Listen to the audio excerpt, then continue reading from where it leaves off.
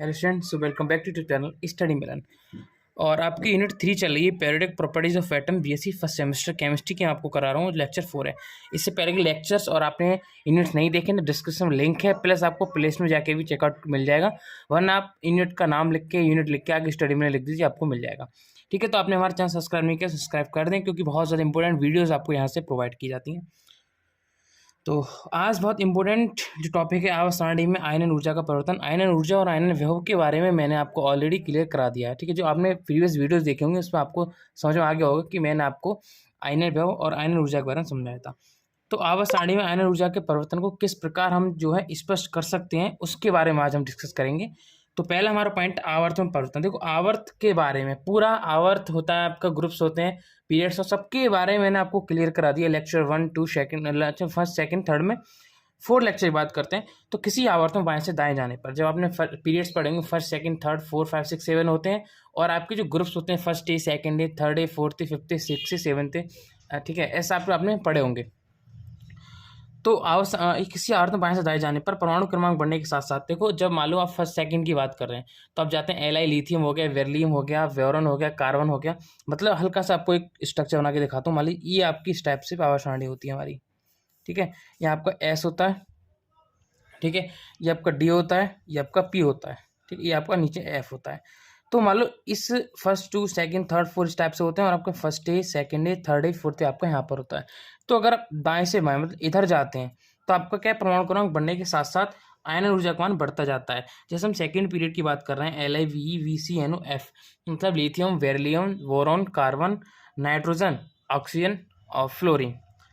तो इस पर देखा आयनन ऊर्जा IP या आयोनाइजेशन, ठीक है, आयनोजाइजेशन पोटेंशियल देखेंगे। अब इसकी आयन ऊर्जा देखेंगे तो 5.4, 8.3, 4.3, 11.2, यहाँ पर 14 मतलब बढ़ रही है आपकी, देखिए इंक्रीज हो रहा है।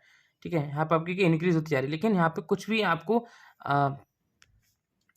अपवाद यहाँ पे देखने को मिल जाए, जैसे आपको बोरॉन के केस में आपको देखने को मिल रहा है।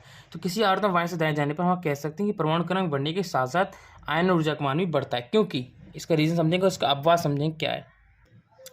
कोषों की संख्या समान रहती है, पहला पॉइंट। दूसरा है प्रभावी नाभिकीय आवेश, अर्थात नाभिक का बाह्यतम कोष का इलेक्ट्रॉन पर आकर्षण बल है, उसका मान बढ़ता जाता है। सभी मैंने दोनों पॉइंट के बारे में अच्छे से लेक्चर 1 और 2 में समझा दिया, इसमें कोई भी आपको अलग डिस्कशन की आवश्यकता नहीं है। सेकंड, हमारा समूह में परिवर्तन, ग्रुप्स में चेंज होता रहता है। कैसे होगा? देखो, हम सीधी से पहले हमने आवर्त सारणी बनाई तो उसमें हम इस टाइप से इधर को चले थे, लेकिन हम नीचे की ओर चलेंगे। अब हम किसमें? ग्रुप्स में परिवर्तन करेंगे, फर्स्ट, सेकंड, थर्ड, फोर्थ इस टाइप से। तो किसी समूह ऊपर से नीचे आने पर परमाणु क्रमांक बढ़ने के साथ साथ आयन ऊर्जा का मान घटता जाता है। किसका? आयन ऊर्जा का मान आपका घटता जाता है। तो फर्स्ट ग्रुप की बात करते हैं हम, LiNa, lithium, sodium, potassium, rubidium, caesium. ठीक है, यहाँ आयोनाइजेशन पोटेंशियल, इसका मतलब होता है आयोनाइजेशन पोटेंशियल 5.4, 5.1, 4.3, 4.2, 3.9 यहाँ पर आपका घट रहा है। तो एक्सप्लेनेशन इसकी वही देंगे हम कि किसी समूह ऊपर से नीचे जाने पर परमाणु क्रमांक बढ़ने के साथ साथ आयन ऊर्जा का मान घटता जाता है, क्योंकि कोषों की संख्या समान रहती है। यहाँ पर हमारा कोष क्या है? ये समान है। ठीक है, ये हमारे समान है, यहाँ पे हम कोई भी चेंजेस यहाँ पे नहीं कर रहे हैं।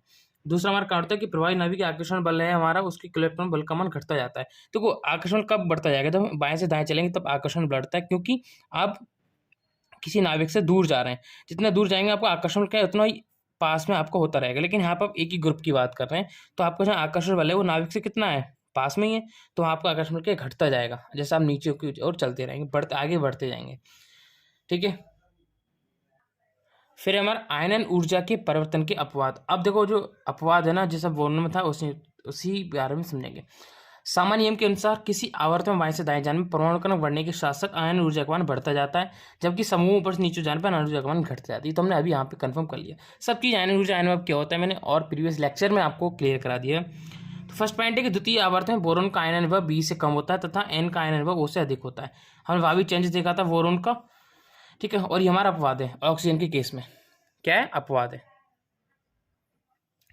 सेकंड हमारा तृतीय आवर्त में हमने पढ़ा था, तृतीय आवर्त पढ़ा है, उसी में हमने देखा कि Al का आयन Mg से कम होता है, लेकिन फिर भी हम उसको सीधा भी पढ़ते हैं। ये आपको यहाँ पे डिस्कस नहीं कराया मैंने, जब आप ग्रुप्स पढ़ेंगे तो आपको वहाँ पे क्लियर हो जाएगा Al के बारे में। Al का जो होता है आपका परमाणु क्रमांक किससे अधिक होता है? Mg से। ठीक है, ये आपका थर्ड पीरियड्स में हम पढ़ते हैं इसको। ठीक है, मैंने आपको वहाँ फर्स्ट पीरियड्स के बारे में बताया, यहाँ पे सेकंड पीरियड्स के बारे में। तो पांचवें समूह के तत्वों एवं फिफ्थ समूह की बात कर रहे हैं, तत्वों का आयन विभव सिक्स्थ ग्रुप के तत्वों से अधिक होता है। तो आप 2-3 पॉइंट है, इसको अच्छे से तैयार कर लीजिए, ये आपको एग्जाम में नोट करना है। अब हम बात करें क्वेश्चन की, जो बहुत इंपॉर्टेंट है, आपको पीडीएफ नोट्स पे क्वेश्चन कराऊंगा मैं, वीडियो में बने रहिए।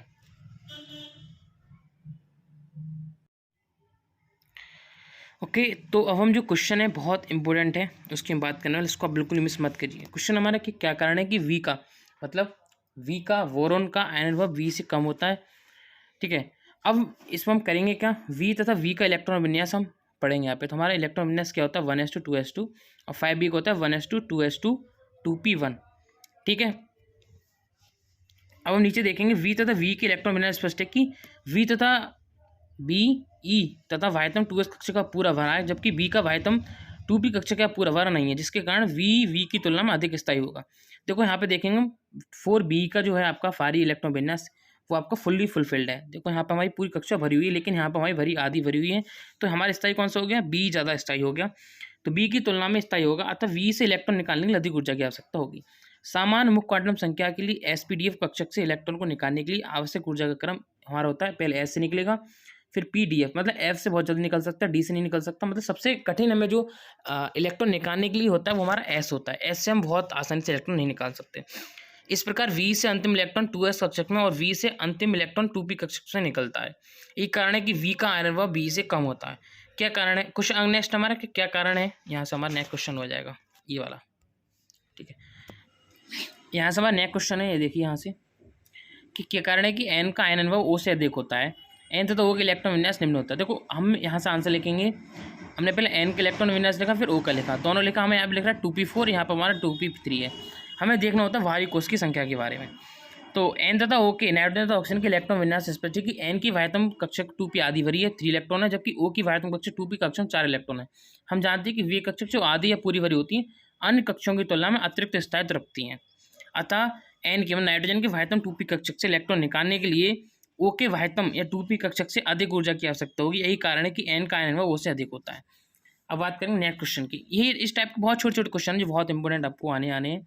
सेकंड हमारा कि थर्ड है क्या कारण है कि एफ तथा सी एल फ्लोरीन तथा क्लोरीन एक ही समूह में रखे गए हैं, परंतु एफ की आयन ऊर्जा सी एल की तुलना में अधिक होती है। तो वही हमें सेम डिस्कशन देना होगा इसमें भी कि एफ तथा सी एल दोनों एक ही समूह अर्थात 7th ग्रुप में रखा गया है, तथा एफ से सी एल का इलेक्ट्रॉन विन्यास निम्न है। तो हमने एफ का इलेक्ट्रॉन विन्यास लिखा और सी एल का इलेक्ट्रॉन विन्यास लिखा।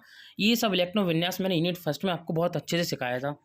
तो किसी समूह में ऊपर से नीचे जाने पर परमाणु क्रमांक बढ़ने के साथ साथ सेम में थोड़ा डिस्कशन देना है कि कोषों की संख्या बढ़ती जाती है, प्रभावी नाभिकीय आवेश का मान घटता जाता है, परमाणु त्रिज्या बढ़ती जाती है, परिरक्षण प्रभाव का मान बढ़ता जाता है।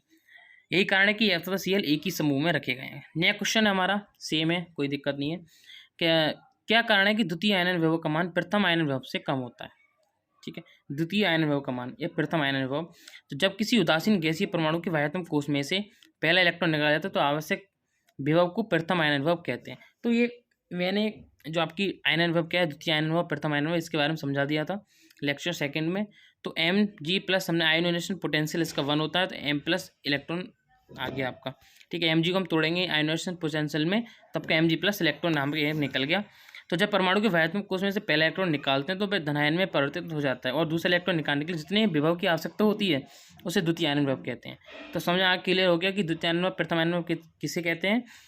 तो जब परमाणु के वाह्यतम कोष में से पहला इलेक्ट्रॉन निकालते हैं तो वह धनायन में परिवर्तित हो जाता है और दूसरा इलेक्ट्रॉन निकालने जितने विभव की आवश्यकता होती है उसे द्वितीय आयनन विभव कहते हैं। जैसे Mg+2 हमने दूसरा आयोनाइजेशन पोटेंशियल मतलब आयनन विभव निकाला हमने, तो यहाँ में M+2 और प्लस का एक इलेक्ट्रॉन यहाँ पे मिल गया। क्लियर आपके पॉइंट? ओके, तो इससे स्पष्ट है कि वाह्यतम कोष में से इलेक्ट्रॉन निकालने के लिए ये आपका उदासीन गैसीय परमाणु से निकाला जाता है, जबकि दूसरा इलेक्ट्रॉन धनायन से निकाला जाता है। हम जानते हैं कि धनायन की त्रिज्या अपने मूल परमाणु से सदैव छोटी होती है, अतः धनायन से इलेक्ट्रॉन निकालने के लिए मूल परमाणु की तुलना में ऊर्जा की अधिक आवश्यकता होती है। यही कारण है कि द्वितीय आयनन विभव प्रथम आयनन विभव से अधिक होता है। ठीक है, फिर हमारा तत्वों के रासायनिक व्यवहार पर आयन ऊर्जा के प्रभाव को समझाइए। ये आपके क्वेश्चन हैं, इनको मैं आपको कॉपी पर ही कराऊंगा। ठीक है, so thanks for watching this video and आपसे रिक्वेस्ट है चैनल को प्लीज़ सब्सक्राइब कर दीजिए।